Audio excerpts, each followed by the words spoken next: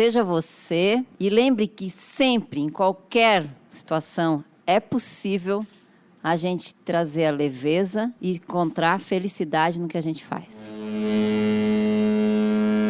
Teus e Tons. Sejam muito bem-vindos a mais um episódio do Teus e Tons, o podcast que vai simplificar a forma como a gente debate aí o mercado de comércio exterior aqui no Brasil e no mundo. Hoje, nós vamos falar sobre gestão de pessoas para empreendedores. Um tema que você acabou de iniciar um negócio e ainda está estudando sobre a estruturação das tuas equipes e do teu sucesso. Ou para você que já possui uma equipe estruturada e gostaria de aprimorar o desempenho dela. Bora bater um papo com os nossos especialistas? Na mesa hoje comigo nós temos Ana, te apresenta aí por gentileza. Boa, galera. Eu sou Ana D'Ágila, já atuo aí na área de pessoas há 13 anos. Tenho um pouquinho aí de bagagem em estruturação de recursos humanos, área de dinâmicas de grupos. Então sou uma louca aí apaixonada por pessoas e gosto desse vucu-vucu organizacional. Show de bola. Do lado dela tem o Franciele, te apresenta aí por gentileza. Olá, pessoal. Eu sou a Franciele Barbosa, atuo já há uns 13 anos também na área, principalmente de comportamento organizacional, entendendo aí o comportamento da empresa como um todo, né? Show de bola. Na minha frente, já conhecido, co-host e cada vez diferente, uma apresentação da outra. Sigmundo, te apresenta aí por gentileza. Muito bem. Hoje eu tô aqui, eu sou o Sig. Hoje eu tô aqui, eu só sou o Sig, tá? Só vim pelo uísque, porque com tanta gente especialista no assunto, eu quero entender um pouquinho mais sobre essas cabecinhas humanas aí, que são um dos principais desafios de quem está começando a empreender. Show de bola. Do meu lado aqui também eu tenho o Matheus, te apresenta aí por gentileza, Matheus. Muito bem, galera. Então, obrigado pelo convite. Eu sou o Matheus Vilon. Psicólogo, também especialista em desenvolvimento humano, gosto muito de desenvolvimento de equipes, lideranças, né? Atuo na Vilon Desenvolvimento Criativo, uma empresa de consultoria e desenvolvimento organizacional. E, além disso, também pai, filho, irmão, surfista e viajante. E, por último, temos aqui a Mariane. Te apresenta aí, Mariane, por gentileza. Então, pessoal, sou Mariane, sou mãe do Gabriel, sou apaixonada por um RH para humanos, enfim, e acredito muito que a gente pode unir a felicidade ao trabalho. Show de bola! Estamos na presença de Gabriel e Robson, nossos produtores. Toca a vinheta e bora conversar sobre gestão de pessoas.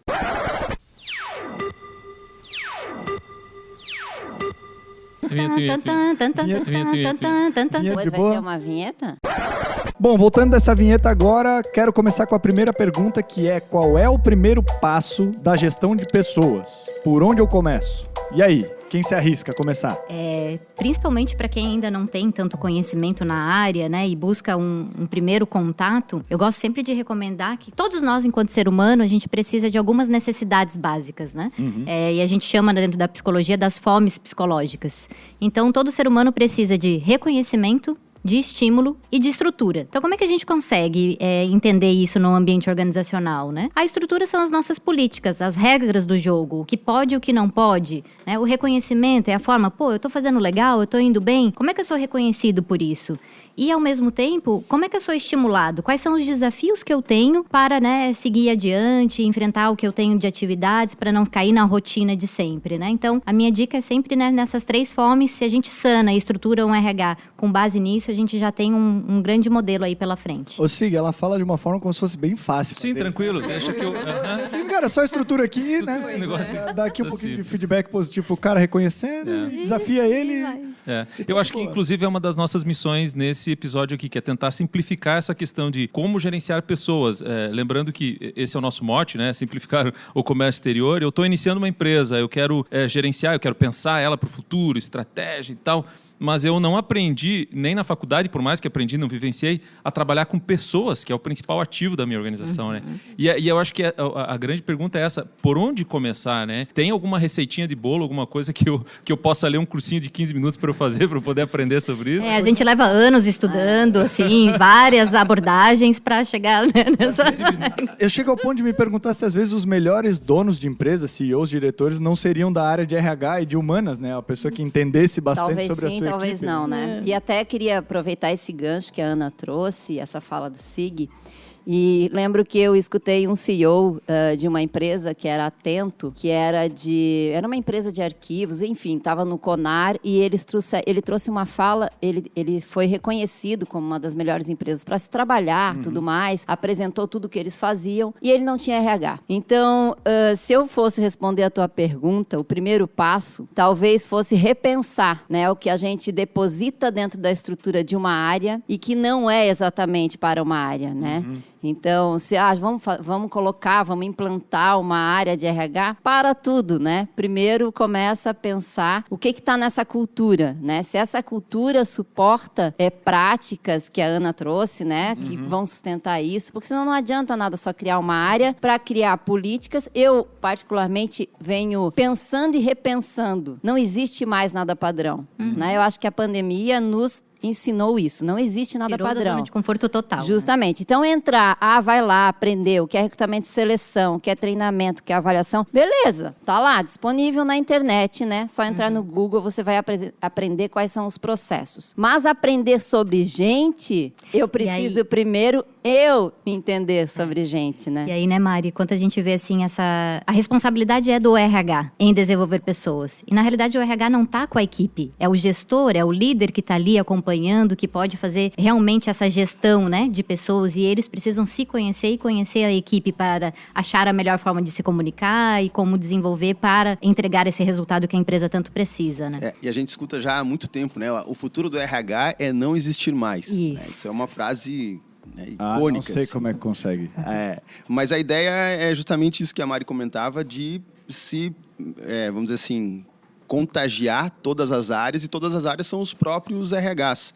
E claro que isso é uma visão de futuro, idealista. Claro que a gente precisa ter também os processos básicos, recrutamento, seleção, treinamento, etc. Porém, eu acredito que quando você vai pensar, então, vou criar um RH, vou criar uma empresa, eu preciso cuidar das pessoas da minha empresa, em primeira missão ou lição é você olhar para si mesmo, né? Esse gestor, esse empreendedor, perceber como que ele cuida dele mesmo, da saúde dele, do desenvolvimento dele, da capacitação dele e das pessoas que estão em volta, porque a gente sabe que quem começa um negócio normalmente começa sozinho, com mais um, com mais dois, com mais três.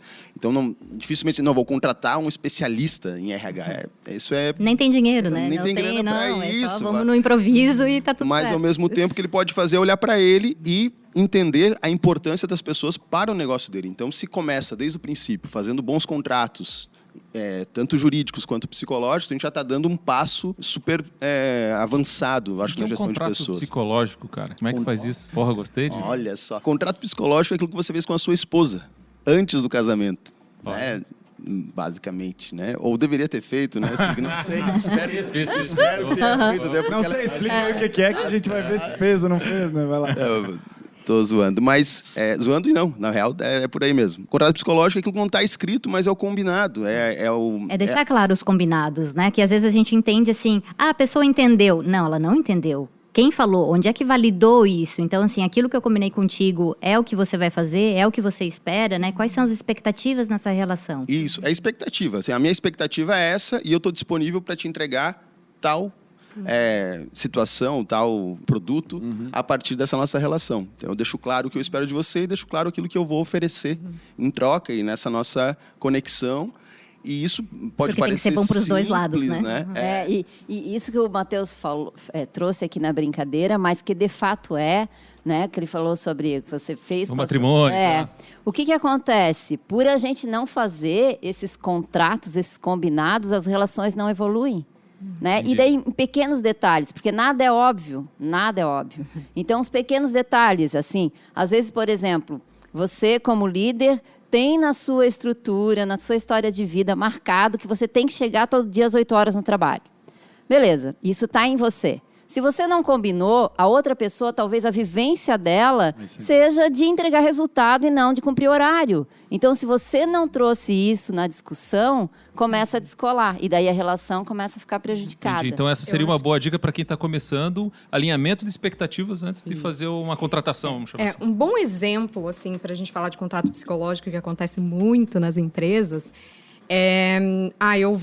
Você vai trabalhar no domingo, né? Certo. Por exemplo, vai quebrar o galho pra mim. E o dia que eu preciso ir ao médico ou tirar um dia, você não deixa. Naquele momento, mesmo você não lembrando do domingo, existe uma quebra de contrato psicológico. Entendi. Na prática, né? Porque eu levantei a expectativa, né? E estou fazendo isso pra você porque eu estou esperando alguma coisa em troca, Show de mesmo bola. não estando explícito, né? E eu acho que um outro ponto que eles trouxeram aqui, né, que é bem importante, né? Por onde a gente começa. Então, é importante a gente separar que a área de gestão de pessoas é uma coisa. Então, eu tenho uma área, né? Que vai estar mais focada em processo, que é isso que eles trouxeram. Como é que faz um recrutamento de seleção, uma avaliação de desempenho. Só que nem sempre a minha empresa vai comportar uma área de gestão de pessoas. Até porque a profissional que está lá vai chegar uma hora que ela vai cansar, enjoar. Já estruturei e estou indo embora. E se ela não deixou um legado para aquela liderança de conhecimento, tudo vai desmoronar, né? Então, quem precisa tomar rédea disso é os líderes, né? E até dá para terceirizar o RH. Mas o que fica emergente nas empresas? Principalmente nas menores, né? Eu acho que são as relações. E aí isso precisa estar muito claro. A gente escuta muito as soft skills hoje, né? Que são competências comportamentais estilizadas, né? Ou socioemocionais, ou inteligência emocional, enfim. Acaba Gourmetizaram. confundindo muito. Então, quando a gente olha para iniciar, eu acho que a primeira coisa que eu tenho que entender é o que eu tenho já de bom, de competências, habilidades dentro da minha empresa e o que eu tenho que está travando, porque uma empresa é como se fosse uma pessoa, ela tem maturidade. Né? Então, a gente cresce, vai se desenvolvendo, vai aprendendo. E a empresa, ela funciona dessa mesma forma. Então, a gente precisa, acho que, primeiro conhecer a maturidade emocional da nossa empresa, do nosso time, né? E entender que tipo de competência é importante para a minha empresa. E não ir lá, digitar numa lista, vai vir, porque agora, em 2020, as competências, né, do século é isso, aquilo. Mas elas não servem para a minha empresa. Então, eu vou trazer um profissional da Google numa indústria automotiva, ele vai ficar 2 dias e vai sair correndo, porque para ele não faz sentido. Certo. Né? Então, acho que é por aí o caminho, entendeu? E dentro o que é disso, importante para mim. Eu vejo muitos gestores, principalmente que estão começando, a capacidade técnica é muito boa, né? Por isso que estão iniciando um negócio. Mas essa parte da relação, da comunicação, existe um medo, um receio. Eu não posso chegar, Mari, olha só, isso que tu fez, cara, me pegou aqui, não foi legal, olhar no olho, dizer algo negativo, né? Ou Construtivo. Construtivo, vai. As pessoas acabam Deixa pra lá, essa pessoa vai se tocar. E aí a gente começa a ter a autopercepção desregulada. Porque eu vou pensar da forma que o meu cérebro processa, como é o meu padrão comportamental, e o outro tem o estilo dele. E cada um tem a sua verdade. Cara, e aí, como é que a gente faz? Porque a minha verdade é uma coisa, os meus valores e o do outro, e a gente entra em choque, né, de referência, de história de vida. E é tão verdade isso que hoje eu tive esse exemplo. Hoje eu tive uma reunião com um nosso agente na China e o e-mail que a nossa equipe escreveu para ele, para mim estava explícito, assim. Nós achamos isso, aquilo, etc e tal. E a minha cultura e da pessoa que escreveu, que estamos aqui no mesmo lugar, no mesmo escritório, estava tranquilo. Bom, o que a gente quis passar é aquilo. Mas eu fiz um call com ele. Cara, o entendimento dele, totalmente o oposto. É bom alinhar e se Desconstrói, comunicar. né? E desconstrói. A gente diz que as pessoas, né, até em AT a gente fala que cada um enxerga através do seu quadro de referência. Então, eu enxergo o que a Ana está dizendo através do meu quadro de referência. Eu abro determinadas janelas para enxergar. E ela enxerga o que eu falo e o que ela fala para mim é através do quadro de referências dela. Então, E ele pode ser bem diferente, no fim das contas. Não, ele é completamente diferente. E aí entra Completamente. julgamentos. Por isso a necessidade de a gente tornar as relações mais próximas, de as pessoas, aquela coisa, graças a Deus, mas ainda existe. Eu vivo até um pouco disso. Né? Aquela coisa, o cara é uma coisa lá fora, é uma coisa aqui dentro. Nós não somos, nós somos sistêmicos. Tudo que eu tenho lá fora, eu trago aqui para dentro e vice-versa, né? Então, esse olhar para o ser como integral faz toda a diferença. Existem os processos que estão na área de RH, que eu já questiono bastante. Todos os dias eu Descrição de questiono. cargo. Tipo, pra mim isso tinha que botar fogo. Porque como é que eu Gosto vou... desse tipo de coisa, entendeu? Eu adoro quando alguém questiona, porque, cara, se mas- tu for olhar no Google, é tradicional. Mas as Tá lá. pessoas Sim. pedem isso ainda. não. Bem-vindo, né? Mas, ok, tá tudo certo. Já Eu fica acho um que é papo aí. eu acho que é uma evolução, né? Então, assim, os processos, ok, mas profissionais de RH, profissionais líderes, tudo mais, a gente tem que entender a gente tem que entender tecnologicamente, ok, mas a gente precisa entender é isso que está incomodando. Quanto a gente foi desafiado durante esse momento a entender de pessoas. Aí vem, né, uma grande questão, e Matheus, que é mais fera nisso, em treinamento e tal. Cara, como é que eu vou desenvolver liderança? Vou passar, tá tudo disponível na internet, né, Matheus? Sim. Agora, se ele não entrar num processo de autoconhecimento para entender das emoções dele, entender como ele reage, e daí entender como vai fluir a relação, não existe. A empresa vai gastar dinheiro. Para mim Eu gostei muito de um negócio que vocês falaram ao longo do tempo que encaixa com isso aí, que é assim, precisa entender de pessoas, mas eu acho que é das suas pessoas, né? E da sua cultura dentro da empresa, né? Exatamente. Talvez o que eu prego na minha não seja o que você prega na sua e vice-versa. Por e isso não dá pra funciona, copiar, né? Não dá pra É copiar e muito louco. colar as ideias dos outros. Entender de pessoa é o quê? Conversar com ela até você acessar e conhecer ela. E esse cuidado, né? Não é a intimidade, mas é você reconhecer a estrutura, né, de funcionamento daquela pessoa, o que é importante para ela, o que ela valoriza, o que motiva ela, o que faz a diferença na carreira profissional dessa pessoa.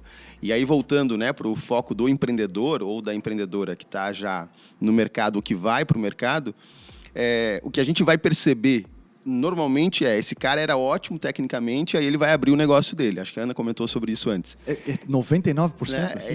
É a realidade. É a né? realidade. Então, dica, né? Vamos às dicas. Gosto de dica. É estudar quem é você e esquece a questão técnica, né? Não esquece, né? Corta essa parte aí, mas assim, deixa entre parênteses e aprofunda em relações humanas e capacidade de comunicação.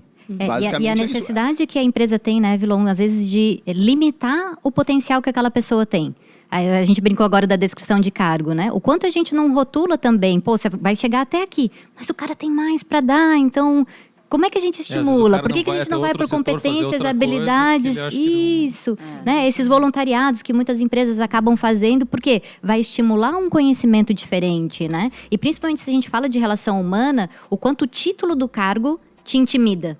Eu não vou falar um feedback construtivo para o meu líder, porque ele vai me boicotar ou algo assim. Então, a gente tem que esquecer um pouquinho essa questão, porque quando eu falo de cargos, eu não estou falando de pessoas. E na comunicação, eu tenho que falar dessa interação. É um outro ser humano que está na minha frente com a sua história de vida e eu preciso acolher e não julgar e rotular. Né, a gente fala ali de padrões comportamentais, muitas empresas fazem busca do perfil ideal, né? Para cada situação existe. Então, não usar isso só para mente ter esse rótulo, a pessoa é tal, isso aqui é muito rápido, isso aqui é muito... Não, para que a gente precisa disso? O que é, afinal, a diversidade que tanto busca, né? Porque Desculpa, se esses empreendedores eles querem começar numa estrutura já totalmente pronta, é frustração. Né? Dá medo, meu Deus, é muito longe. Então, como é que a gente quebra isso em etapas? Né? O que eu realmente preciso? Até porque eu acho que é meio triste para o colaborador que está entrando numa empresa, seja ela começando agora ou depois, ele entrar e já ser encaixotado e dizer assim, eu não quero nada que tu trouxe para cá, tu é pago para fazer isso aqui. É triste, né? O cara quer botar um pouquinho da cara dele naquela história, naquele momento. Faz parte do que ele está buscando, não é só o salário, ou enfim. Tem relações e trocas ali. Tô errado? E o empreendedor perde uma grande oportunidade, né? Com certeza. Porque vai que aquela pessoa tem uma ideia que ajuda a inovar, além dela se motivar, o empreendedor vai ganhar com aquilo. Né? Então, com acho certeza. que um erro que eu vejo muito comum nas empresas acontecer às vezes o profissional, e vai ao encontro, né, do que foi falado, às vezes o profissional tem um super conhecimento diferenciado daquele cargo, né? Então, ele sabe bater foto, e eu tô precisando de alguém para bater foto, eu trago um consultor, pago um valor ali, vamos dizer, considerável, e aquela pessoa fica pé da vida, ainda falando Querendo Poxa, aquela oportunidade, eu ninguém queria, me deu. Exatamente, né? E Então, assim, acho né, que Fran, isso é muito importante, qual né? é o convite que a empresa faz, né? Você falou ali em inovação. Eu quero inovar, mas os meus processos, o que eu estou dizendo para essas pessoas, ela permite essa inovação, permite essa troca de ideias? Ou eu tenho todo mundo em baias fechadas ali, ninguém fala, virado para a parede? Então, o jeito, a estrutura que a empresa tem também diz muito do que eu espero dessas pessoas. E eu acho que a gente ainda tem um volume no mercado de recursos humanos de pessoas que ainda projetam a sua carreira, né, a responsabilidade da sua carreira perante a empresa. Eu acho que isso é um movimento, a gente ainda está tentando, Bem né? difícil quebrar, honestamente falando, no dia a dia. Eu acho que é um caminhar, né? Eu acho que a gente já tem, por exemplo, hoje, gerações mais novas, de 20 anos, por exemplo. Né, Kaique? Kaique sabe disso. Mas onde eles começam a fazer as suas escolhas, né? Então, eles vêm quebrando gerações que foram vivenciadas antes. Mas aí vocês não se questionam algumas coisas? Pra mim fica... Até Sig, tu como empreendedor, empresário, a pergunta é, tu se questiona às vezes que essa teoria que a gente tanto consome, tem tanta gente especialista, no fim das contas, para várias situações não servem? Por exemplo, até tem a pergunta aqui, por que algumas pessoas insistem nessa descrição de cargo? A gente está matando essa parte da inovação, a gente está matando essa parte de, o cara tem uma habilidade adicional incrível. E por que ainda assim o cara vira empresário, ele vai para a teoria, traz aquilo para a empresa dele e parece que tem que existir? O que você acha? Essa mudança de cultura é difícil? Eu acho que é bem difícil, porque a gente vem de um movimento muito mecanicista, assim. A gente está acostumado com indústrias, produção em massa, linha, etc e tal, e daqui a pouco você vem com um mindset de vamos aproveitar o potencial das pessoas e colocar ela no local correto. E aí o dono de grande empresa, a indústria, tal, ele vai dizer assim, mas eu preciso que aperte aquele parafuso, um parafuso a cada 2 segundos. Eu não posso fazer... É linha de produção, para aquele posto, para aquela posição, o cara seja inovador, criativo e tal. Para aquela posição eu preciso de um cara operacional e tal. E aí eu me pergunto como é que faz para lidar com isso, com esse movimento que quer tirar o máximo, o melhor, quer dizer, né, vou reformular, quer tirar o melhor das pessoas, trazer deles os seus potenciais e colocar no local correto da empresa versus aquele empresário que quer responder aquela demanda que ele tem ali do operacional, de apertar aquele parafuso, entendeu? É isso que eu me questiono. Na nossa área de tecnologia, que a gente presta serviço e tal, é relativamente tranquilo a gente fazer esse tipo de combinação. Agora, mais uma vez, como funciona isso numa indústria de grande porte, o cara que está começando nesse movimento? Como faz isso? Como resolve essa equação? Essa é uma incógnita na minha cabeça. Na real, essa é a pergunta de $1 milhão, né, cara? Porque a gente está em transição, em primeiro lugar, na minha visão, né? A gente, desde sempre em transição, mas nesse momento a gente está numa ruptura violenta do mundo mecanicista para o mundo digital. E existem empresas que estão na ponta digital e empresas que estão no mercado ou no modelo de negócio mecanicista. Então a gente coexistem esses dois ambientes, né? No mesmo ambiente. Na mesma cidade, na mesma região. E se a gente extrapola Brasil, a gente vai olhar regiões com movimentos bem diferentes também. Nós aqui somos privilegiados no sentido de ter uma diversidade muito grande, na minha opinião, no Sul, né? Em especial, enfim, esqueci o que eu ia falar, mas já lembrei de outra coisa. Você estava trazendo essa questão, né, do mecanicista, e a Mari também fez uma provocação aqui a respeito da descrição de cargo, né, que foi um ponto que a gente trouxe ali também. Eu acredito que as pessoas também estão aprendendo a lidar com isso, né? Eu tenho na minha equipe, por exemplo, uma pessoa que a gente contratou, tinha uma vaga de estagiário, aí a gente contratou uma pessoa para ser primeiro um auxiliar, e aí a gente falou assim, a sua vaga não existe. E aí essa pessoa ficou apavorada. Como assim minha vaga não existe? Não, a gente vai criar. Então eu não sei exatamente o que você vai fazer. Eu sei que você vai fazer 1, 2, 3, mas você vai fazer pelo menos 10 coisas. O resto a gente vai descobrir junto. E aí você vê a intensidade que essa pessoa traz de emoções, porque ela também não sabe lidar com isso. Então, eu tive um caso bem parecido ali na empresa também. Uma pessoa, ela chegou, Ana, a minha área não é estruturada, né? Não tem procedimento, eu estou ficando agoniada com isso. Eu, tá, então olha que oportunidade você tem, pode estruturar e me passa, eu vou validando contigo. Não, como assim? Não sirvo para criar. Então, também essa expectativa que a gente tem das pessoas, né, dar esse avanço e ter essa maturidade do, o que eu realmente tenho de melhor, o que eu posso oferecer. E quando tem um leque, você pode fazer o que você quiser, tá aí, tá na tua mão. Isso assusta, porque as pessoas também não têm um curso, né, para você ser livre. Se puder fazer uma conexão entre os dois pontos, as duas experiências, eu entendo assim, ambos os casos vocês estavam contratando porque você tinha um gap lá, você tinha uma necessidade de força de trabalho para determinadas operações. Mas tinha espaço, 20% é para fazer isso, 80% você pode pirar o cabeção, que você até não sabia, né? E aí, como é que foi essa experiência para vocês, no caso do estágio ali? Ela conseguiu achar coisas para ela fazer e foi além? Ou... A gente já tinha combinado isso na largada, então já estava claro. Mas uma coisa é a entrevista de seleção e outra coisa é a execução, né? Certo. E aí abrindo... O papel aceita tanta coisa, né, Vilon? Abrindo parênteses, né? Voltando para dica 2, né? Certo. Do SIG. Vá anotando aí. Dica 2. Anota aí, Zig. Dica do vilão número 2. Como começar, então, a sua gestão de pessoas? É contratando. Dedicando energia, tempo e muito suor para contratar. Eu queria até aproveitar, essa é a grande questão. Quando a gente está fazendo um processo de trazer alguém para dentro da nossa empresa, não sou muito de dica, mas hashtag fica dica. Fica a dica 3. Cara, podcast só de dica. Olha só, tecnicamente eu faço uma avaliação, tá no currículo, eu ligo para o emprego anterior, pego informação, tá tudo certo. Você liga para o emprego anterior? Você liga? Sim, tá. dependendo a gente liga, Então, dependendo tá da bom, posição. Só para eu saber daí quando tem eu A for... gente investiga bem, às vezes. Combina bem lá, Sig. Mas assim, ó, esses dias eu estava até conversando com as meninas e questionando quais eram as perguntas que a gente fazia. Qual era o nível de relação que a gente estabelecia quando a gente estava conversando com essas pessoas. Qual é o nível de conhecimento que eu tinha dela, da história dela, do que ela fazia, do que ela queria, do que ela gostava. Isso tudo é que vai fazer a diferença. Porque é claro que eu vou ter a pessoa que vai entrar para fazer a atividade de apertar o parafuso, ok? Então, é atividade repetitiva e vai ser sempre assim. Isso vai acontecer. Nós precisamos disso ainda. Daqui a pouco o robô vai fazer tudo, graças a Deus.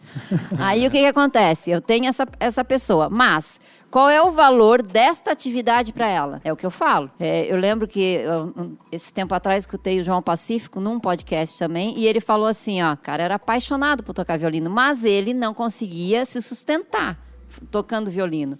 Então, ele entendeu que a atividade que ele tinha, que era trabalhar na portaria lá de um lugar, essa atividade agregava valor para que ele pudesse realizar a paixão dele.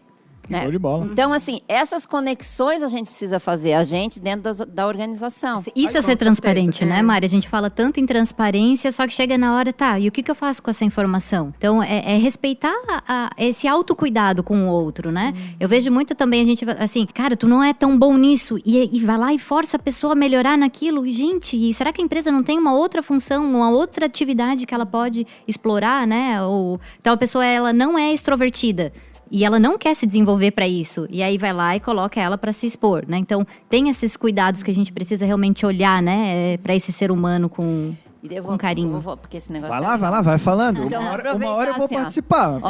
Por enquanto eu tô aqui. Eu falei que eu vim pelo visto. Mas depois eu vou colocar na pergunta de $1 milhão. Um brinde eu quero aproveitar essa questão da entrada, né? O que aconteceu com a tecnologia, a inteligência artificial, graças a Deus ela veio com tudo e está nos ajudando. Mas, por exemplo, no processo seletivo, né? Daí a gente, ultra mega, contrata aquelas plataformas, a gente trabalha com uma plataforma lá hoje, considerada uma das melhores. Se falar o nome, eu vou mandar um boleto. Não vou falar. Propaganda aqui. Não vou falar. Não, pelo amor de Deus. Mas aí o que aconteceu? Durante um tempo, legal, agora, né, otimizava o trabalho e tal. O que eu percebi? Que a gente estava dentro do processo, na relação com o candidato, perdendo o que a gente tinha dentro da nossa organização, que era a humanização, o contato, tudo estava virando automatizado. Que uma ligação tu percebe, né? A empolgação da voz, se a pessoa tem a disponibilidade ou não para vir até a empresa, conversar, né? E isso, não, manda um chatbot ali, né?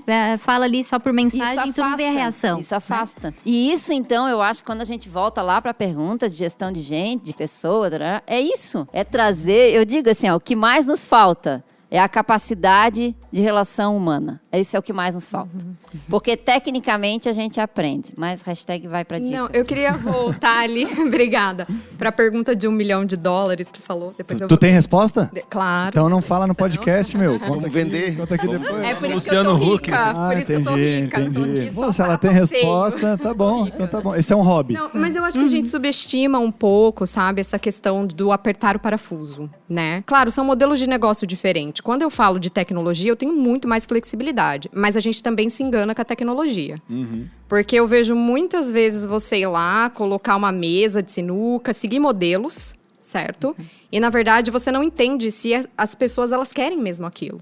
Às vezes, o que elas querem é uma alimentação mais saudável na empresa e um bate-papo com o líder de forma mais aberta. Mas aqui... Né? E não o fato de, às vezes, você colocar alguma estrutura. Então, acho que esse é o primeiro ponto que engana, né? Quando a gente olha lá para empresas automotivas, o operador, por mais que o foco dele é trabalhar num processo específico, eu posso criar um ambiente onde ele pode compartilhar conhecimento. Porque o conhecimento não está no líder que está ali fazendo os operadores trabalharem, mas está naquele operador que todos os dias ele aperta aquele parafuso e ele vai achar uma inovação. Em apertar diferente. Mas aí tem um grande mas vejam bem. Eu tenho uma opinião muito crítica nisso, já falei em outro episódio, vou voltar a repetir. Quando esse cara que está indo trabalhar e que de repente foi contratado para apertar parafuso, ele vai ler, ele vai estudar pela internet alguma coisa, ele tem que achar a resposta, o que eu quero pro meu futuro, que habilidade eu vou desenvolver e tal, lá na internet, que é um lugar bendito e maldito ao mesmo tempo,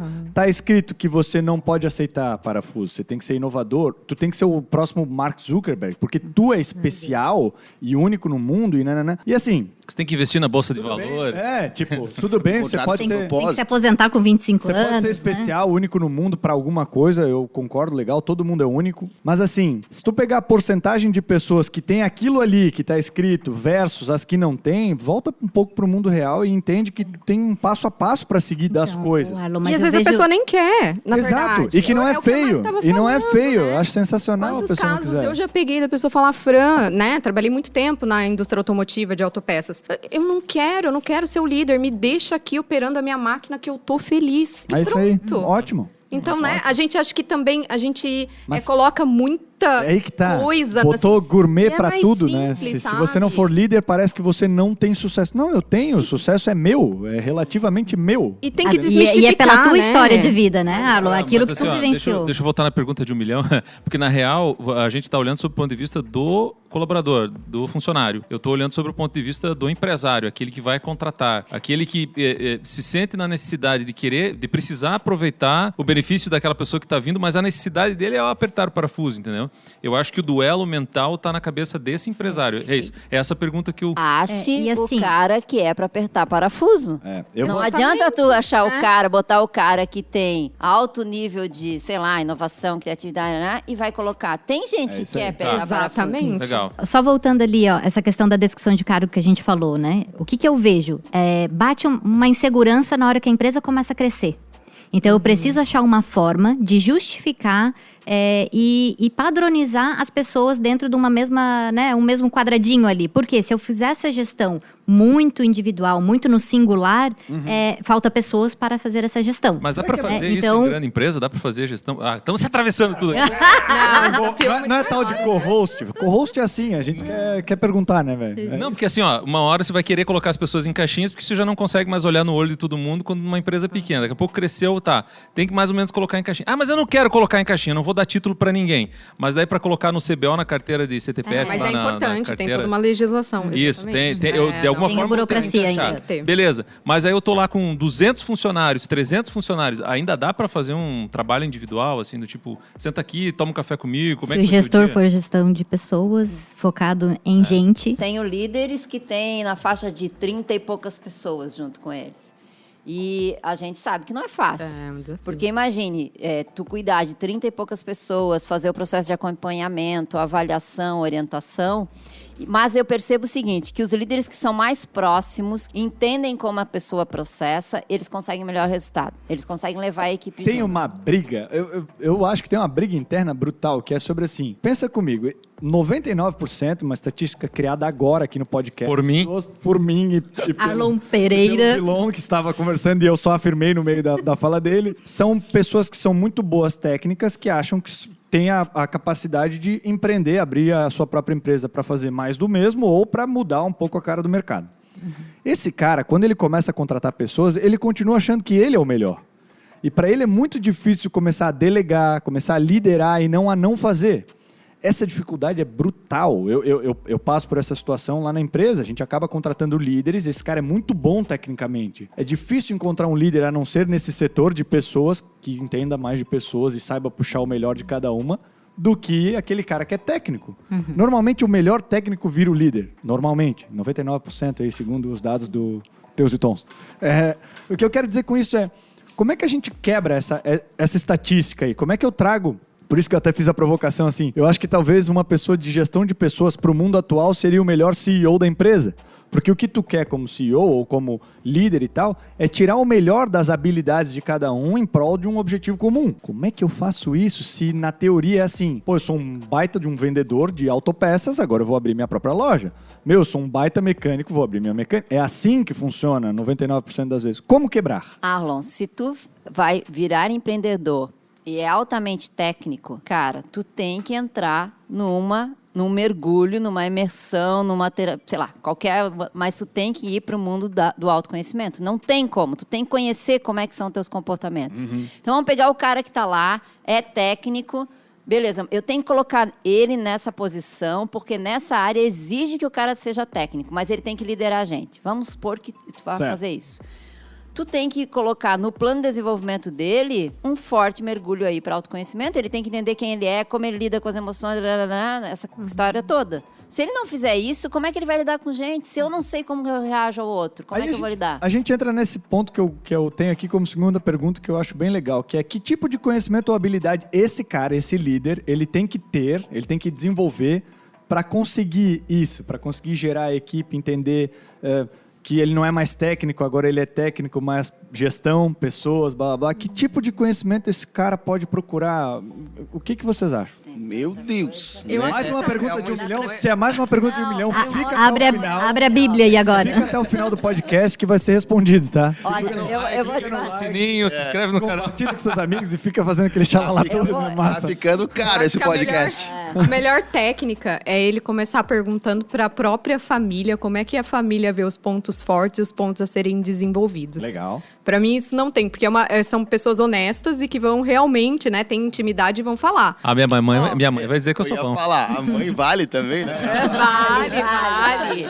Geralmente assim... Cara, eu sou a única pessoa que a mãe fala a verdade na lata. Ela não ia dizer uma coisa A boa. minha mãe não vale nessa história. Pega aí uma amostra de umas 5, 6 pessoas. Pode ser né? tipo a Eu irmã acho da que mãe, vale a mas não pena. usa a mãe. Né? Mas Não usa isso, a mãe. agora essa questão é bem importante com relação ao processo de feedback, que eu percebo que isso é muito forte. Quando a gente vai para um processo de feedback neste primeiro momento, onde eu não tenho a minha consciência ampliada e vou em quem só aponta coisa ruim, esquece porque eu vou fechar. Então, primeiro, assim, eu oriento sempre os meus líderes, tal, as pessoas que estão comigo. Cara, procura as pessoas que mais confia. Isso. As pessoas que tu mais confia vão te dizer coisas boas e acredito, dependendo do nível de relacionamento, elas vão te dizer questões que também são ruins. Então, eu acho que a gente tem que ir por esse caminho. Se a gente pega o cara que já não quer o teu bem, pronto, já era, e tu vai fechar isso. Eu vou continuar com essa pergunta, vai valer 2 milhões agora. Agora? Porque, assim, começa a ficar complicado o cara empreender no mundo, porque ele saiu de uma posição, uma situação hipotética aqui, que ele saiu de uma empresa onde ele é um bom técnico, ele acha, agora eu vou abrir a minha borracharia, a minha empresa, não sei lá, e eu agora vou liderar. Daí eu preciso me conhecer de finanças, conhecer de pessoas, conhecer do mercado, conhecer de marketing, pessoas e tal. E no final das contas, quando tua empresa evolui, né, o que você acaba sendo? Um gestor de pessoas e gestor de conflitos.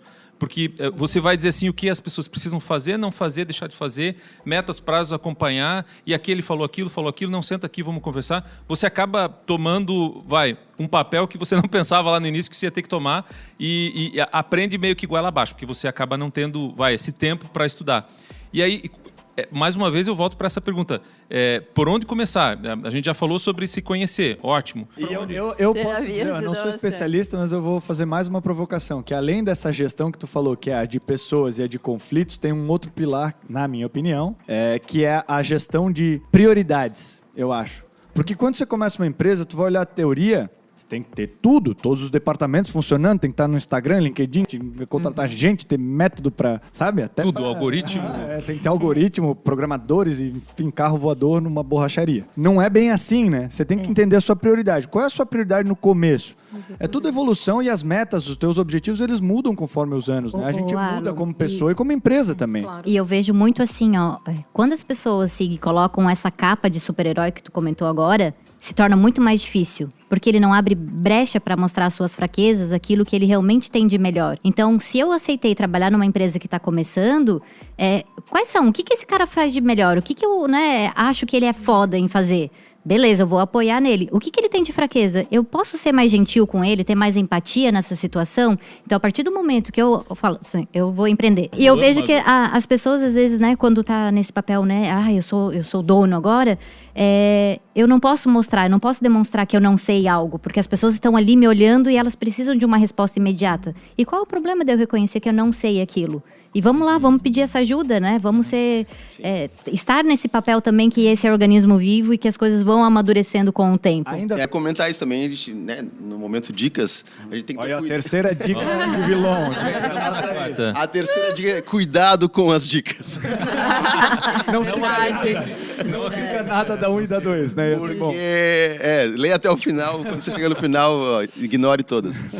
Senão a gente deixa muito complexo o cara empreender e o cara não vai querer empreender, né? Se a gente olhar para um ambiente real, o cara tem que pagar a conta do tio que emprestou o dinheiro, do pai, do carro que vendeu. Então, assim, cara, é vender hoje para pagar a dívida de amanhã. Então, beleza, vamos partir desse princípio.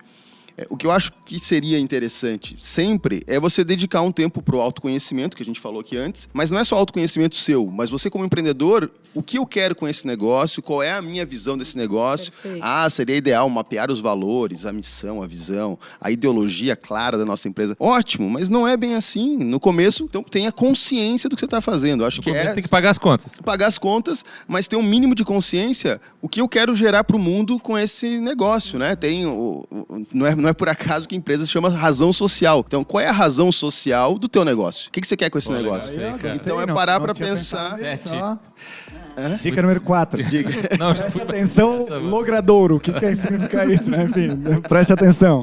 Qual é a razão social? Então, eu acho que é por aí. Começa no autoconhecimento. Então, a Mari falou, né, coisas bem interessantes aqui. Acho que a questão de buscar feedback, sem dúvida. E, se não tem dinheiro para fazer uma terapia ou para fazer um processo de coaching, pergunta pro vizinho, pro amigo, para quem você confia. Acho que é bem por aí mesmo. E para pensar por que você está querendo criar seu negócio. Né? Naturalmente, porque eu sou bom nisso tecnicamente, beleza, mas o que mais? Qual é a razão social disso? Que valor que você quer gerar para o mundo? E tendo essa clareza, quando eu for contratar o SIG ou quem seja para trabalhar comigo, eu vou conseguir estabelecer um diálogo e um contrato mais claro, porque se esse cara colar em mim, é porque ele conecta com aquilo que eu quero gerar para o mundo, e aí as coisas ficam mais fáceis de fluir, né? E aí a gente vê um ponto também, o medo que as pessoas têm de processo de demissão. Meu Deus, vou ter que demitir o cara. Ou vem, né? O RH veio aqui para demitir, né? Então, o papel se eu tenho esses combinados claros, se eu tenho ali, o que eu quero para minha empresa é isso, e essa pessoa eu já estou conversando, eu estou orientando que não é bem isso, na hora que tu chega para conversar com a pessoa, é natural, realmente, eu pisei na bola aqui, então vamos lá, pra gente não perder a amizade, siga teu caminho, né, e tá tudo bem. Então, o processo também, desmistificar que é penoso, que é doloroso ter que mandar alguém embora. Às vezes tem gestores que nem dormem à noite pensando sobre isso, mas se você já faz esse acompanhamento... Ana, mas isso não conecta com alguma coisa que a gente falava lá no início, que assim, mais ou menos quando o empresário se torna empresário, ele meio que veste a faceta de empresário, ele senta atrás de uma mesa com uma cadeira alta e agora ele vai contratar pessoas. E ele se torna não mais um funcionário daquela empresa, mas um gestor. E aí, com aquela aura de gestor, ele começa nessa argumentação da contratação, mais uma vez, criar uma barreira entre o candidato e ele, né? Será que não é isso que está acontecendo no final das contas? Que você falou assim, poxa, pisei na bola. Será que é essa expressão que as pessoas estão utilizando ou elas ainda estão atrás da cadeira dizendo assim, meu querido, você foi demitido por causa daquilo? Será que é isso que está faltando? Que é aquela, vamos sair da minha cadeira, vamos sentar do lado do cara, vamos bater nas costas dele, vamos tomar um cafezinho junto, vamos sair dali, vamos dar uma volta, para as pessoas se conhecerem. Já visto que daqui a pouco vão estar trabalhando 8 horas juntas, né? Será talvez enxergar aquela realidade juntos, né? Aqui. Cada um tem a sua, vamos dizer assim, mas é aquela realidade juntos. Olha, o que tu está buscando, a empresa talvez não tenha a capacidade de entregar, e o que a empresa está buscando, talvez tu não tenha capacidade de entregar. E está tudo bem. E está tudo bem. Tudo certo. Assim, quando estava falando, eu estava lembrando da tal da vulnerabilidade, né? Que a gente tanto está falando ultimamente e tal. Porque quando a gente fala dessa questão da relação, de conversar, isso tudo passa por entender que eu vou me tornar vulnerável. E a partir do momento que eu me torno vulnerável, o outro pode fazer o que ele quiser, certo? Se eu estou numa entrevista com a Ana. A Ana está me entrevistando para uma posição. De repente, a Ana faz uma pergunta. E essa pergunta pode me colocar vulnerável, onde eu, de repente, vou contar para ela uma situação da minha carreira que não vai ser legal. Eu coloquei isso para ela. E às vezes isso acontece na relação de líder e liderado. Vocês acham que ainda tem aquela pergunta assim, quais são os teus 3 principais defeitos? Tem, o cara responde ainda ser perfeccionista demais? Tem. Mas eu acho que daí, assim... O defeito é ansiedade. Não, o meu defeito é ser perfeccionista demais e fazer as tarefas com muita atenção ao ponto de demorar talvez um pouquinho mais. Aquela coisa que tipo, não é defeito, né? O cara é bom demais. Se tu parar para pensar, por exemplo, por que os grandes headhunters aí ganham fortunas, por sinal, né? Por que eles são tão bons em selecionar pessoas? O que eles mais fazem é marcar jantar, café, conversar com a pessoa. Quando tu conversa com eles... mas a habilidade deles é conhecer pessoas, né? Então, eu acho que essa questão dentro dos negócios, às vezes, acaba ficando de lado. Então, é claro, daí vamos pensar no cara que começou a empreender. Qual é o tempo que ele vai ter para conhecer pessoas? Claro, também tem isso, né? Que a agenda dele é lotada, ele tem que administrar isso tudo. Mas talvez ele possa buscar pessoas que possam ajudar ele nisso. Com certeza. Né? E a grande dica também que eu vejo nesse processo é a pessoa muito ocupada. E tá num momento ali, deixa a pessoa esperando na entrevista. Ou tá na entrevista e tá no celular e tá fazendo qualquer outra coisa e não está naquele presente, né? Naquele aqui e agora com um candidato. E isso diz muito da tua empresa. Então, o que você quer passar? Que você tem essa disponibilidade, que você quer ser assertivo nessa contratação? Ou você, né? Tá, é só mais um aí. Tá, ô vilão, o que tu faz mesmo? Beleza, passa aí e começa amanhã. Então, qual é a imagem que eu quero passar da minha empresa já desde esse primeiro contato? Aí entra uma pergunta que eu gosto bastante, que é como é que eu sei qual é o perfil de colaborador que eu quero e que é ideal para minha empresa? Sobre essa questão de perfil, acho que a gente tem alguns, vamos dizer assim, orientadores, né? Um é personalidade, então entender qual é o modelo do negócio vai partir sempre de saber qual é a empresa que a gente está falando, né? E aí, bom, tem o DISC, né? Quem quiser dar uma pesquisada aí, que é um modelo bem utilizado e bastante... recomendado. A gente pode falar também de valores. Então, quais são os valores da organização, os valores do empreendedor. Isso tem também forma como você buscar na internet. Tem o Barrett Values, quem quiser dar um Google também vai encontrar. E tem uma outra forma que é mais estruturada, que é a gestão por competências. É entender quais são as competências organizacionais, a partir das competências organizacionais, que são diferenciais competitivos da sua empresa, pensar quais são as competências das pessoas e aí, a partir das competências que você mapeou, que são importantes para as pessoas, encontrar pessoas no mercado que tenham essas competências. Então, são 3, você pode mesclar os 3, né? Uma empresa mais avançada vai conseguir, e existem outras questões também, mas assim, de literatura e de elementos, né, dentro da área de gestão de pessoas, a gente tem essas 3 que eu acho que são bem norteadoras, né? Personalidade, valores, que tem a ver com cultura, e mapeamento de competências também tem a ver com cultura, mas fala mais de comportamento especificamente. Bom, gente, a gente já comentou bastante aí sobre esses comportamentos, sobre qual perfil, quais primeiros passos precisamos dar como empreendedores e tal, mas a gente tem que falar do outro lado, que são essas crises, né? As gestões de crises dentro de uma empresa. Por exemplo, estamos vivendo uma pandemia que deve ter deixado bastante aprendizado aí no meio do caminho. Como a gente gere essas crises? Como controla isso? O que vocês dão de dicas? Vai lá, Sig. Eu quero trazer alguns números da Great Place to Work. A pergunta que eles fizeram sobre a questão do home office está relacionado com o Covid, e alguns dos entrevistados responderam umas coisas que são muito interessantes, que como está, por exemplo, assim, as atividades presenciais. E tem um grande percentual, 51% das pessoas ainda estão fazendo esse trabalho dentro das organizações, mesmo que deveria ser remoto, né? A outra coisa que eu achei importante, eu vou soltar os números, depois a gente comenta aqui, tá? De que você está mais sentindo falta na empresa nesse momento? Anotem esse número aí. 74% é relacionamento com as pessoas. Interessante, né? Tudo isso aqui tem relação com o que a gente está falando agora, que é viver no momento de crise e principalmente no momento em que o Covid veio avassalador. Outra coisa que eu queria falar para vocês também é que 67% dos executivos, eles dizem assim, home office vai permanecer. A gente gostou dessa onda e a gente quer continuar. E aqui a pesquisa vai longe, mas eu acho que isso aqui já dá bastante insight para a gente falar um pouco sobre como era o posicionamento antes, pré-crise, e agora o momento em que a gente está vivendo, que eu até poderia dizer que é pós-crise, porque vai saber se ainda a gente está vivendo isso, né, ou está passando por ela, enfim. Mas Você vai voltar, né? Não acreditávamos que o home office funcionava, agora a gente acredita que o home office... Quer dizer, na visão do empreendedor, alguns já acreditavam, mas a grande maioria agora começa a acreditar. Como é que vocês veem isso e a gestão de crises relacionada com esse movimento que a gente está vivendo hoje? É o seguinte, Sig, eu vivi isso fortemente, tá? Literalmente, assim, aonde quando apareceu dia 15 de março, que a gente, na verdade, na empresa tinha montado um comitê de crise para passar, né? Porque ia chegar, na verdade, já tinha chego e ninguém sabia, né?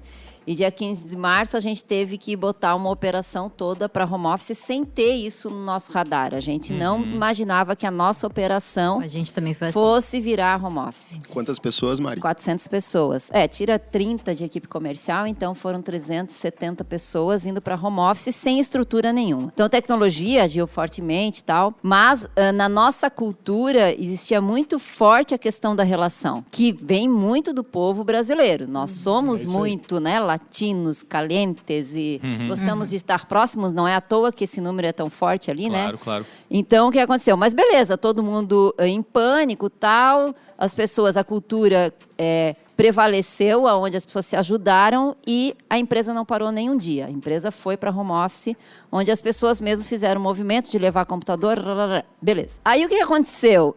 Tudo que a gente tinha aprendido nos cursinhos de novo mindset, pensamento ágil, que ninguém conseguia colocar, teve que colocar. Então, assim, eu vivi isso de a gente reformular toda a nossa área. Processos de RH, desculpa, né? Ficou de lado. Que processo? Eu tenho é que ver como que eu vou atender essas pessoas, né? O que elas estão precisando e como é que está a vida delas agora. Isso, coisa básica, né? Que é conversar com as pessoas todos os dias. Enfim, a gente fez isso tudo e foi passando por isso e foi aprendendo. Eu hoje posso te dizer para ti que olha, 70% dos meus processos de gestão de gente foram reformulados, né? Caramba. Porque a gente não podia mais continuar. E daí eu tive vários avanços, inclusive em disponibilizar treinamento remotamente, coisa que eu não conseguia virar, e agora o nosso processo de onboard ficou lindo, ninguém mais é recebido. Nesse exemplo que tu está falando, como é que ficaram? Eu tenho essa curiosidade sobre as crises. Assim, quais são as crises que estão dando agora? Se antes a crise, de repente, era de um relacionamento ali, pessoal e tal, que crise que dá agora que está todo mundo online? Não, mas eu já trouxe. Eu já tive crise anterior. Aí o que aconteceu? A primeira crise foi, preciso ir pro... Beleza. Depois começou a crise que tem a ver com a nossa cultura. Porque, por exemplo, as pessoas gostam de estar próximas. As pessoas começaram a ficar em casa, desesperadas. Aí viveram a crise de ter que cuidar dos filhos, de ter que trabalhar. A crise da relação conjugal. A crise de não poder... Enfim, todas as crises possíveis. Aí o que aconteceu? Hoje nós não estamos mais 100% home office. A gente voltou. E está com quase agora, eu acho que deve estar com 60% já nas unidades. Por quê? A grande dificuldade das pessoas era estar junto. A grande dificuldade das lideranças era como é que eu faço acompanhamento de indicadores remotamente, onde eu tenho uma cultura de muita proximidade. Aonde eu, líder, ia lá, sentava do lado do cara, conversava com ele, passava a mão. Errou aqui, explica, né? Com calma. Isso não existiu mais. Então, voltando na questão do modelo home office, que as empresas acreditam, eu acho que empresas que estavam com isso já musculado na sua cultura, aceleraram isso e vão ficar home office, vão aproveitar, até por as questões, inclusive, financeiras. Entendi, mas ainda continuando nessa pergunta, quem sabe a Ana pode me ajudar também nisso. 62% das pessoas estão mais ansiosas, 39% se sentem mais solitárias e 30% estão estressadas pela ausência do momento de descontração do trabalho. Ansiedade, 62%. Como é que faz isso à distância? Vai lá. Vai continuar a pergunta, Tá. mas olha como é louco. Eu tenho aqui um dado também, que tem uma pesquisa que foi veiculada no valor.globo.com, enfim, que diz que 68% da força de trabalho global prefere falar com um robô sobre essa ansiedade e esse estresse, ao invés do seu gestor. E se só nichar para Brasil, não global, esse número só cai um pouquinho para 64%. Então, aquela galera que estava acostumada no relacionamento, etc., está com vergonha de falar com o seu próprio líder e está pedindo para falar com uma inteligência artificial sobre o problema. Sobre a alegria, eu acho que eles ainda querem continuar a falar com gente.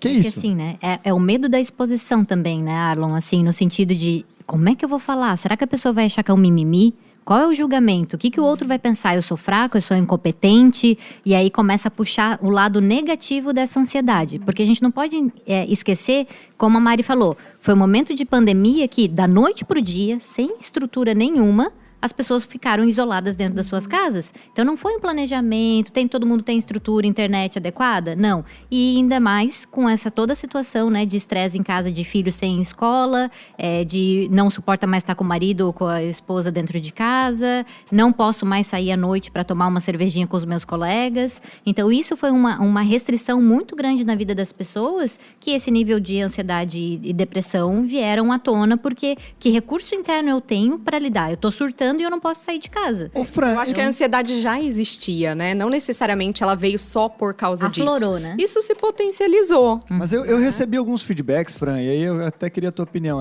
Que a ansiedade agora começou a ser muito gerada porque a pessoa não sabe se ela está sendo vista. Se o trabalho dela está mostrando de fato o que ela está se esforçando ou fazendo porque ela está em casa. Vocês receberam esse feedback também? Eu acho que em algumas situações, sim, mas não necessariamente acho que só isso. Porque eu também vi movimento em algumas empresas que eu acompanhei que a pessoa não queria voltar. A empresa queria que as pessoas voltassem, elas queriam continuar home office. Isso também foi um problema, né? Inclusive, de às vezes pegar atestado, entre outras coisas, né, que aconteceu aí nesse meio. Então, acho que não dá pra gente...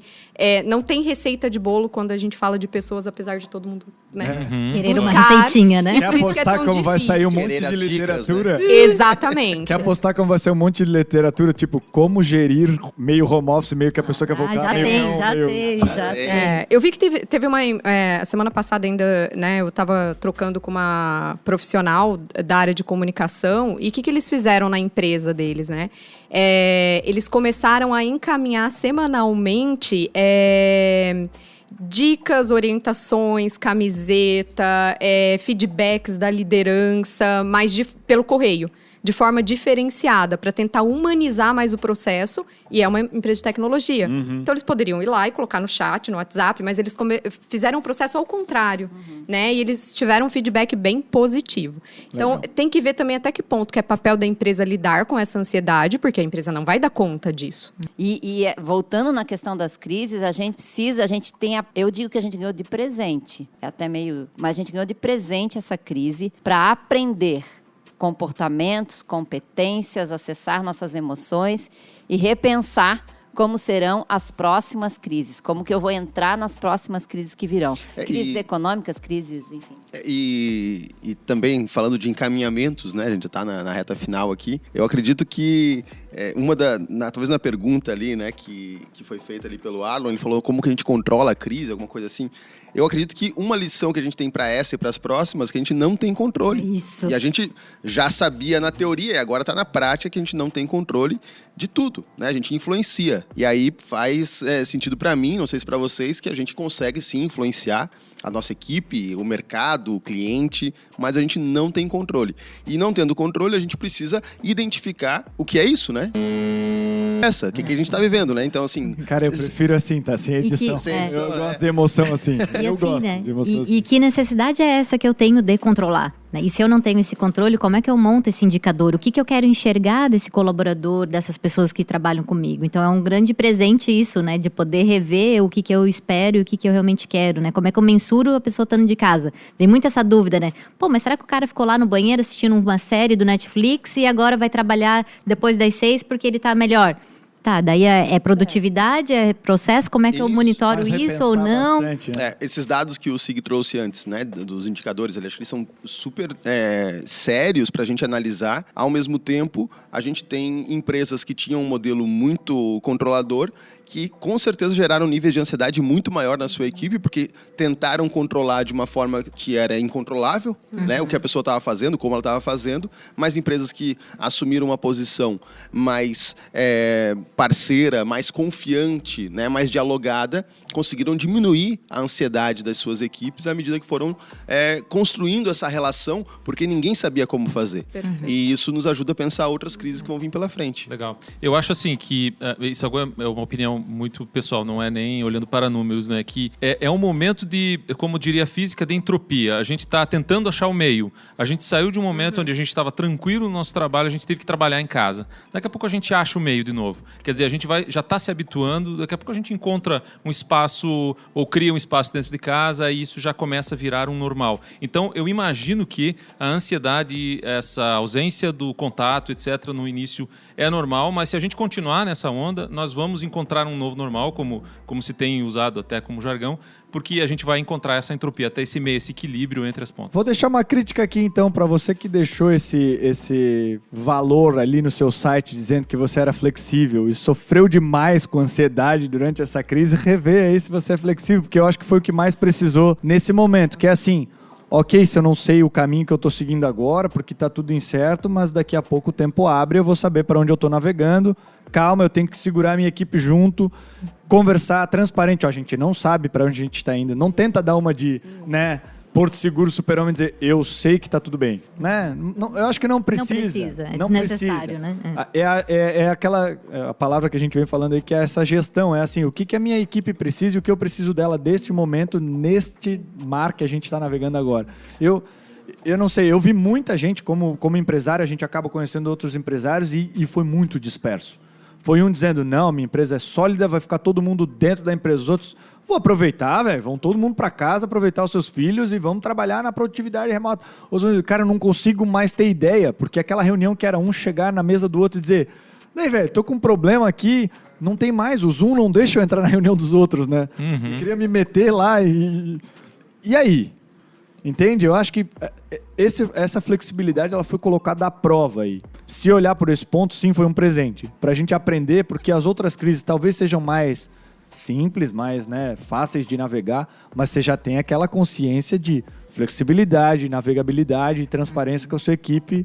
Acho que vale a pena. No final das contas, crise vai ter. A gente tem que ser resiliente para tentar voltar ao ponto que a gente estava e que esse episódio nunca vai se terminar, né? Porque, na verdade, a gente começou falando sobre gestão de pessoas e gestão ainda vai muito longe, né? Falar de pessoas ainda vai muito... A gente começa com pessoas e termina em comunicação, né? Porque a gente tem que comunicar as coisas boas e as coisas ruins também que a empresa passa, né? Perfeito. Sabe o que eu gosto? Porque como eu quero ter esse podcast por muito tempo, daí dá pra fazer o episódio 2, o 3, o 5, o 9. Versão Master, Pro, Diamond. E a verdade que a gente falou hoje, amanhã já não serve mais, e vida que segue, muda ela. Como diz a Mari, né? Reseta. Reseta aí. Para o mundo que eu quero descer. Exato. Enfim, gente, tem uma última pergunta que ela nunca está na pauta, mas eu gosto de fazer, que é quando o nosso ouvinte não prestou atenção em nada do que a gente falou até agora e decidiu lavar a louça e botar o nosso podcast ali nos últimos 5, 10 minutos. Que recado a gente pode dar para ele sobre esse assunto, esse gestão de pessoas para empreendedores? Que dica, conselho, que ponto de vista que a gente pode deixar para a pessoa ali? E aí eu gosto muito desse momento, porque todo mundo para pensar, não estava escrito, né? Não tem 68%, tem, Sig, agora? Sim, não tem. Vou comer minha paçoquinha. E aí? Não existe fórmula mágica e se interesse pelas pessoas da mesma forma que você se interessa por números. Show de Porque bola. se você não sabe o número, você vai lá para conseguir trazer o retorno que você precisa para tua empresa e vai se aprofundar naquilo. Eu acho que é esse o olhar. A gente tem que ter o mesmo olhar para as pessoas. Empreendedor não tem saída. Ele tem que equilibrar todos os pratos, né? Nesse sentido. Show de bola. Quem mais?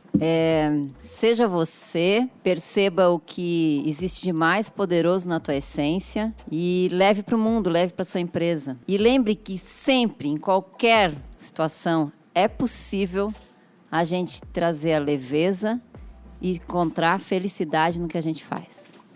Filosófica. Ela falou que ela era filósofa e ninguém acreditava. Agora ficou difícil.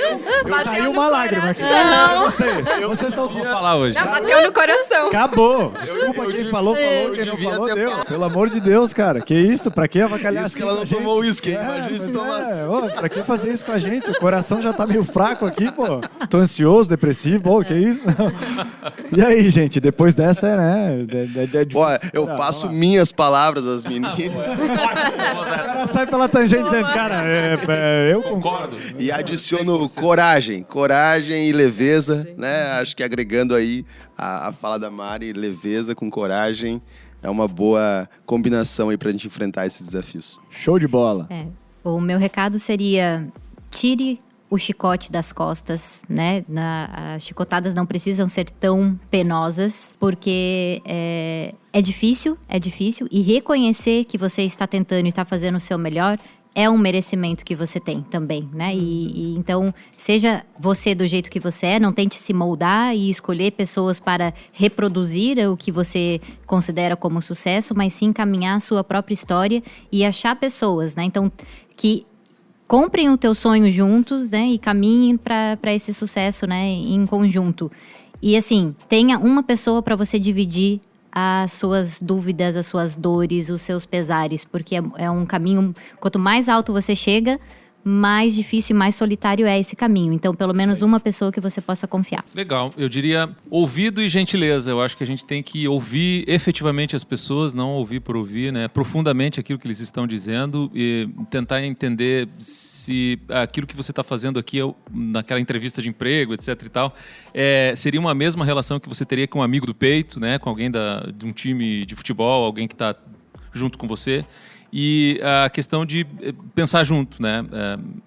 Eu acho que o principal é esse. Você está buscando alguém por uma skill, uma habilidade que você precisa. Então, vá buscar nessa pessoa, através dessa escutativa, esse ser gentil. Seja gentil com as pessoas como se você gostaria que fossem com você. Eu acho que é por aí. Respeito, né? Show de bola. Show de bola. Gente, vou fazer o momento jabá do podcast aqui. Se você curtiu, ajude a levar o Teus e Tons aí para todo mundo. Compartilha no Instagram, LinkedIn, YouTube. A gente está lá compartilhando fotos, conteúdos. E além daqui desse podcast aí em todas as plataformas de streaming. Muito obrigado pela presença de vocês. Foi um prazer debater isso. A gente não viu o tempo passar, né? Foi bem rápido. Faltaram perguntas, mas eu acho que isso abre para um episódio 2 aí. Tem muita coisa de gestão de pessoas para conversar, né? Obrigadão, gente. Valeu. Até o próximo. Tchau.